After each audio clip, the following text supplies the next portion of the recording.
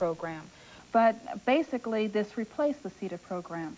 But we haven't heard quite as much about this as we did about the CETA program. Why?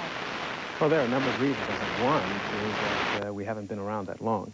As I said, the legislation was in '82. The first full operational year was only this year past. So with this coming July 1st, we're in our second year.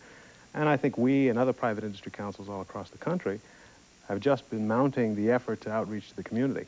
Mm-hmm. And have you overcome some of the, I guess, reputations that the CETA program has had? Well, I think so. We have to be very clear, though, that the CETA program did a lot of good things. One of the problems it had, however, was that there was a great deal of concern about some allegations of mismanagement, about too much money going into overhead, and other allegations that perhaps some of the training was not really geared to jobs of the future. The existence of the Private Industry Council was pretty much mandated to counter that, to make sure that private industry composed more than half our board, so that the directions we took would be in sync with what private industry felt would be the viable jobs of tomorrow. And as well, they put us on a performance base so that one of the principal things that has to happen is that people have to get placed as a measure of our performance as a private industry council. And how successful has the Private Industry Council here in Cleveland been? Well, we have been very successful. I think we plan to be more successful.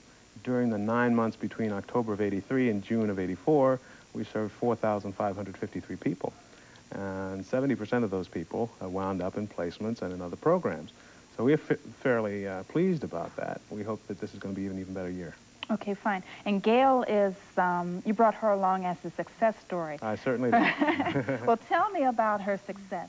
Or, Gail, maybe you could tell me about your success, and then he'll fill in the blanks that you leave. Okay. Okay, I was unemployed for 12 years. I was a homemaker, and I stayed home with my 2 sons, and my husband was working. Well, he worked for the Cleveland Press, and as you know, the Cleveland Press closed. Indeed. So he was unemployed for approximately a year, and one day he came home from unemployment and said, I have something great for you to go to, just come with me. So we went back to the unemployment office and signed up for this JTPA program, and they sent me to Bryant and Stratton Business Institute, and from there I was set up with an interview with J.B. Robinson and have now been working there for over a year. What do you do?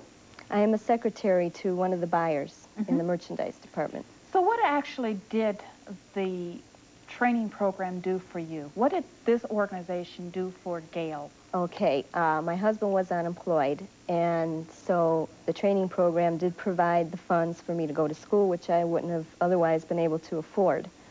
So I went through the schooling, and Bryant Stratton did provide me with the interview, because they guarantee you a job when you've completed their program. So it's given me a job, and now my husband's back to work, and we're both working, and we own a house now, and that's great. That's fantastic.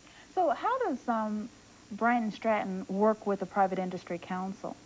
Yeah, one of the things I should say that Gail didn't tell you is she's already won 3 different awards for being an outstanding employee. Well, see, I told you, he would have to fill in the blanks.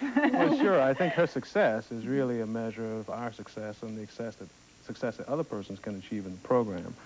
This is one of the reasons we were excited about having her come to meet you today. Bryant and Stratton works with us, as a number of other people do, through a contract. What we try to do is to make sure when we look at the training we want to provide that it's going to be geared to jobs of the future. We know, for instance, that 51% of the jobs in the greater Cleveland area are going to be clerical jobs. So the question is, how do we provide that training? And the way we do that is to request proposals from service providers. Bryant and Stratton is one of them. They have a very strong program. They've received funds from the JTPA to pretty much buy slots into which we would refer people. Gail's case is particular among those that we've done. And they'll provide the training with the JTPA dollars, and then we'll schedule interviews so that their graduates can be placed. What other areas are you concentrating on besides clerical? Well, we've decided, looking at labor market information, that besides clerical field, there is industrial maintenance work, there is custodial and other work, there is computer work that we're trying to get into. We're also doing things in diesel mechanics, electrical engineering, and the like. Basically, it's all the occupations, there are about 20 some of them, that we've surveyed through the Growth Association to determine that, in fact, these are areas where occupational growth will occur over the next couple of years. Interesting. What message are you trying to get across to the viewing audience today? Well, I think the principal message that we want to get across is that there is opportunity in Cleveland. Unemployment, economic development are two of the critical problems in this area. There are funds available. We have programs available, and we would like to have people call us to find out how to get into the programs. Now, you handed me this, what are these flyers that you're passing around or Indeed. something? We're putting about 150,000 of those out into the community. Basically, that's a number. It's 585 jobs. The numbers appear 585-5627. And if anyone in the community, that is Cleveland and Cuyahoga County, wishes to understand or learn anything about jobs training, they should call that number. We'll tell them where to go to enroll in programs, tell them what documentation to take with them, and make sure that they can be found eligible and participate. What about, what benefits, if any, are there to Cleveland area businesses? Oh, I think the benefits are very, very great. One of the things that we can do with businesses is provide something called on-the-job training, where the employer can select among our participants the person that he wants to hire. Once hired, that person will work for the employer, get trained on the employer's equipment by the employer's supervisors, and we'll pay up to half the salary for up to 33 weeks. And in addition, qualify the person for a targeted jobs tax credit. So all told, that employee can reduce the labor cost by up to $8,000 over 2 years for that employer. So we think that's a pretty strong incentive for employers to Okay, fine. cooperate. You said that that number that you just gave, 585 jobs, was a combination of, I guess it was a system to make it easier for everyone to call. That's right. Can employers also call that number? Well, employers we're trying to have call our central number. office number. Right now that number is 664-4300. But it may change. So we're going to start a massive campaign for the business community in October, and we'll be hopefully getting back to have you communicate that to the community as well. We're running out of time, but Gail, if you could give any advice to Dr. Hyman here about improving the program, what would it be?